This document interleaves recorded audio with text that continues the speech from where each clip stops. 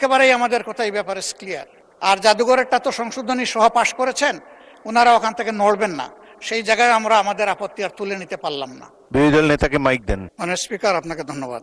একই কথা তো আমাদের আইনমন্ত্রী আরেকবার বলেছে। আমাদের হাতে এই রিপোর্টটা আসার পরেই কিন্তু দ্বিতীয় দফা কার্য উপদেষ্টা পরিষদের মিটিংটা হয়েছে এবং সেখানে থ্রেড বেয়ার এই বিষয়ে আলোচনা হয়েছে।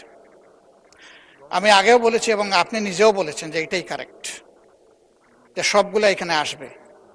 এখন তিনি তাইলে এর বাইরে যাচ্ছেন কেন? তাইলে তো কোনো কনসেনসাসই থাকছে না। তাইলে এই কার্য উপদেষ্টা কমিটির বৈঠকের পজিশনটা কি থাকবে সেটা তো ওখানেই বলতে পারতেন, আপত্তি দিয়ে ওটা আপনি সেইভাবে রুলিং না দিতে পারতেন। তখন আমরা আমাদের কি কর্মপন্থা নেব সেটা আমরা ঠিক করতাম বিরোধী দল হিসাবে।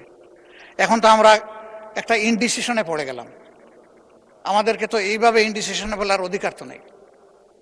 আমি আবারও জোরালো দাবি জানাবো, সবগুলা যদি ডেফার হয় এখানে আলোচনা হয়ে ডেফার হবে। আলোচনা না হয়ে যদি কোনো কিছু ল্যাপস করতে হয়, আমরা সুস্পষ্ট দেখছি এটা ফেসিবাদকে আবার পুনর্জন্ম দিবে, আবার স্ট্রেনথেন করবে, এবং এইটার সাথে আমরা কোনোভাবে দায় নিয়ে আমরা দায়বদ্ধ হতে চাই না।